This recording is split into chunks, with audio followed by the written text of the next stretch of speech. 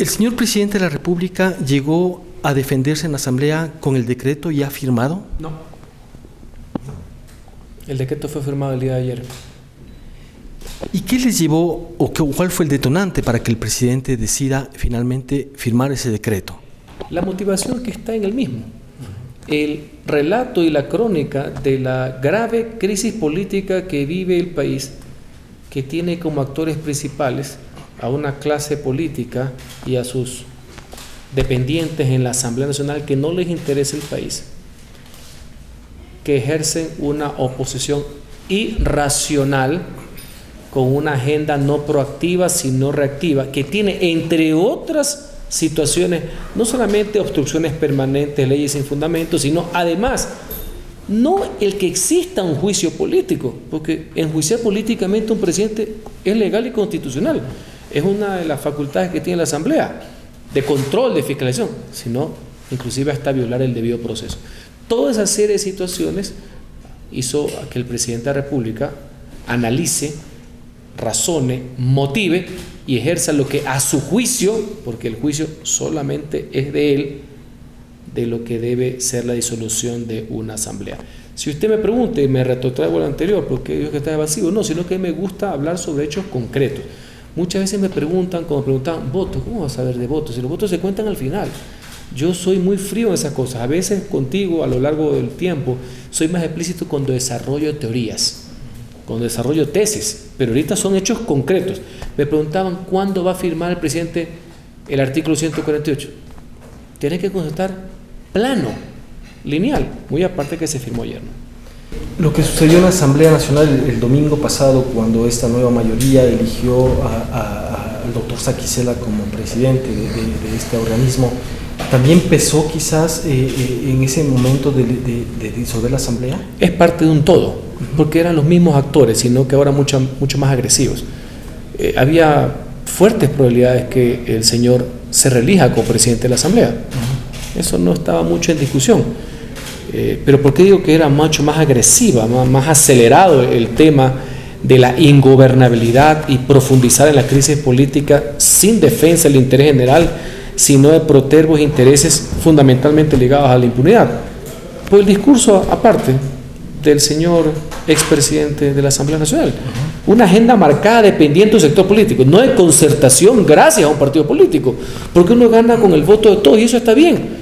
Una agenda de sumisión absoluta a un proyecto político que garantice la impunidad. Un servilismo rampante, pocas veces visto, de muy poco fuste, por decirlo menos. Horas antes de que el presidente saliera de defenderse, una parte del bloque de Pachacuti dijo: nosotros no daremos los votos. Eran 11. ¿Tampoco les persuadió eso para seguir con este proceso? ¿O ya había otras motivaciones? Esta decisión va mucho más allá de los votos o no votos, sin perjuicio que reconozco, respeto y agradezco esa posición, que ya había sido manifestada de una u otra manera en sus alocuciones, intervenciones y cuando fue la votación para la continuación o no del juicio político.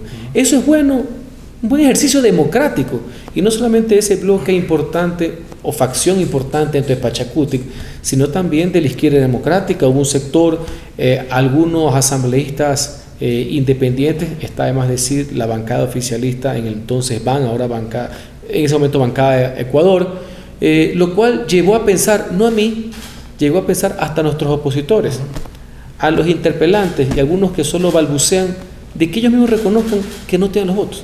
Los que hablaron siempre los votos fueron ellos. Ellos decían que no tenían los votos para censurar. Pero en todo caso yo agradezco por esas posiciones conceptuales de que el juicio no tenía ni pies ni cabeza, no existió peculado alguno, no había prueba alguna al respecto, y eso es bueno porque queda inclusive en los anales de la historia del país. Señor ministro, mucho se habló de que el día martes, luego de la comparecencia del presidente y luego del debate, de la primera jornada de debate, se iba ya a dar a conocer el decreto. Entiendo de que incluso el mensaje del presidente fue grabado en la noche, si mal no me equivoco, o cómo se dio, digamos, este espacio de tiempo. ¿Cómo fue la cronología de la firma? Yo entiendo que en el mundo de las suspicacias que son propias de la política y en el mundo de las opiniones que puede ser de muchas personas. Los hechos es que tanto la cadena fue grabada como el decreto suscrito el día de ayer 17, que comienza desde las 00 horas, ¿no? Por si acaso, cuando todavía estamos de noche, por si acaso. Ese es el hecho, no la opinión. Después de que el presidente de la República intervino, compareció a la Asamblea Nacional, una vez más, no lo digo yo, lo dicen hasta los opositores, en una buena intervención, en algo que yo siempre defendí, de que el presidente, pese a que el proceso estaba viciado, pese a que se había violado su debido proceso, pese a que lo estaban enjuiciando sin informe, sino con una resolución de mayoría simple, a eso llegó esta mayoría proterva, mayoría para esos efectos. Pese a todo eso, acudió, creo que se cumplió un ritual democrático, creo que se estuvo a la altura de las circunstancias que demandaba el país. El presidente cumplió con la obligación legal de comparecer y con la obligación moral de hablarle a los ecuatorianos, a su pueblo, a sus mandantes. Después de eso, evidentemente, existieron, como siempre, largas jornadas de trabajo, de análisis, etcétera, y al día siguiente, es decir, dentro de la madrugada del día de ayer, la toma de decisiones y la firma y suscripción del decreto ejecutivo que permitió y habilitó la disolución de la Asamblea Nacional y que prevé la convocatoria a elecciones generales anticipadas, básicamente a juicio del presidente, ¿no? Artículo 148, porque ya veo que muchas personas se ponen a catalogar si hay o no hay crisis. Puede haber 18 millones de opiniones acerca de lo que es una crisis política, pero la Constitución le da esa facultad al presidente, que es a juicio de lo que él considera que es una crisis política. Usted dice que el discurso y la defensa del presidente fue la más acorde en el momento. Sin embargo, algunas personas esperaban quizás un poco más de agresividad del presidente. Nunca se va a contentar a todos, y si hubiera habido agresividad, que porque es agresivo. Que si es reflexivo, que porque es reflexivo. Hay gente que no hay tusa que le calce. Lo importante es ser fiel a los conceptos, fiel a la verdad. Creo que pese a que algunos no lo han ejercido a lo largo de estos 2 años, no han honrado el mandato, el honor que les confirió el pueblo ecuatoriano de ser asambleísta, que para mí ha sido lo más honorífico que he tenido en mi vida pública, ser asambleísta por el pueblo, elegido por el pueblo. No estuvieron a la altura de las circunstancias, ahí creo que estaban ahí, no entendían lo que pasaba, pero en todo caso se cumplió con el rigor formal democrático de acudir a una comparecencia. El presidente ha dicho ayer en una entrevista con CNN que había que una de las razones por decretar la disolución de la Asamblea es que había un plan ya en curso de ciertas fuerzas políticas, específicamente del correísmo. ¿De qué se trataba este plan? ¿Qué fue lo que ustedes lograron analizar? Bueno, siempre ha estado, y sin perjuicio que en la motivación del decreto se habla de crisis política, se ponen circunstancias y conceptos. Es claro además que a partir del día domingo, pues el ex titular de la legislatura, pues sacó las garras de lo que los pusieron ahí, en algo que es absolutamente obvio. Si iban por el presidente de la República de forma ilegal, sin probar absolutamente nada, enjuiciándolo por peculado, por omisión, figura que no existe en el derecho penal, que nunca lograron comprobar, era a todas luces obvias que iban a ir hacia los otros sectores que también les incomodaban, no solamente por sus actuaciones, sino que tienen el control total del tema, y eso era mayor inestabilidad para el país, mayor caos y anarquía, que es lo que quieren unos, entre comillas, donde está el grupo que usted menciona político, que era el dueño, con otros que hacían un papel menor, me explico, dueño absoluto del ex titular de la legislatura, un sumiso a carta cabal de ese grupo, unos por impunidad, otros por el arranche y otros por pescar a río revuelto. Y por cierto, otros que les encanta estar por fuera del radar. Señor ministro, ahora que viene, ¿qué es lo que el presidente podrá hacer en estos 6 meses aproximadamente, que podrá gobernar de esta manera, que no ha podido hacer? Profundizar el tema de la gestión sin la obstrucción permanente de algunos grupos de la Asamblea que solo les interesaba derrocarlo. Desde el primer día hubo una conjura para dejarlo fuera de la presidencia de la República, y tuvo 4 intentonas, unas maquilladas o no, de ciertos tintes de carácter legal o constitucional. Señor ministro, yo le he escuchado en algunas otras entrevistas hablar sobre el tema político y electoral. ¿Han preferido ustedes no adelantarse con candidaturas, con posibles candidaturas?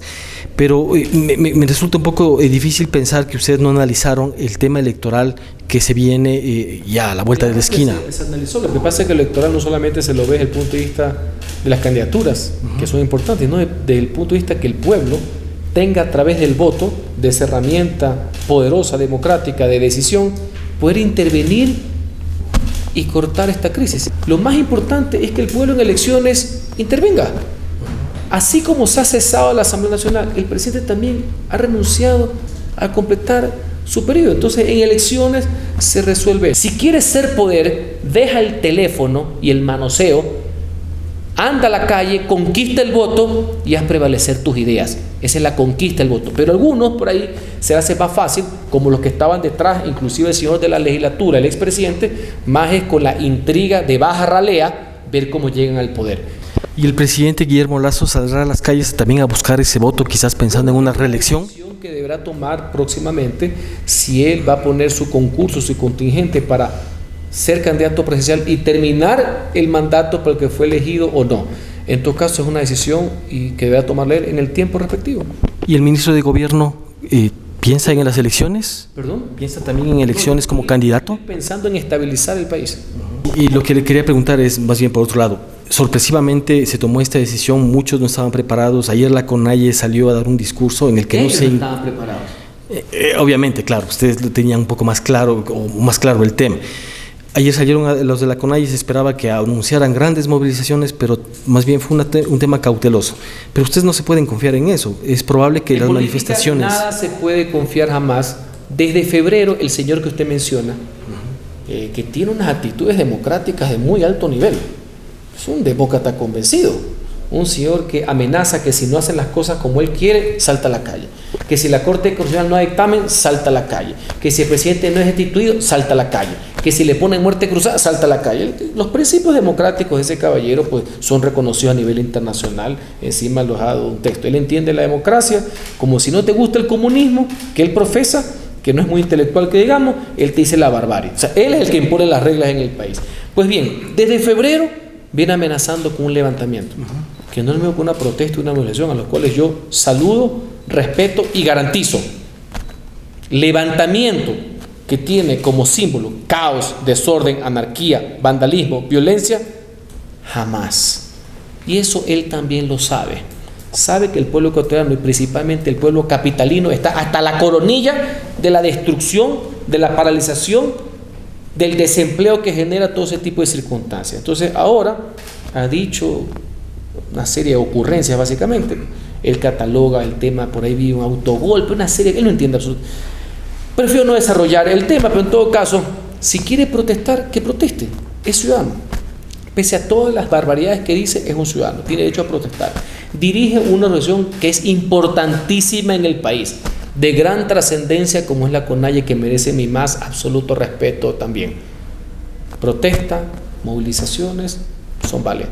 Quiere ir a las medidas de hecho, no van a ser permitidas y las Fuerzas Armadas han sido bastante claras al respecto. El 24 de mayo el señor presidente tenía que rendir su informe a la nación ante la Asamblea Nacional. No hay Asamblea Nacional. Tiene que rendirlo hacia el pueblo ecuatoriano. Tiene que el 24 de mayo, igual, ya no hay esa formalidad, pues no tiene una contraparte de la Asamblea, que más allá del edificio, que es muy bonito, un pleno muy bonito, hay una ficción democrática ahí. Se entiende que un presidente de la República le está hablando al pueblo representado en 137 legisladores. Esa es la ficción de la democracia representativa. Pues ahora el presidente tendrá que hacer un acto donde igual le rinda cuentas al pueblo ecuatoriano, le informe a la nación, al pueblo, de sus ejecutorias, etcétera, y el documento legal igual tendrá que entregárselo a una serie de autoridades para que haya la constancia, al no existir la asamblea, de que ha cumplido con ese rigor de carácter legal.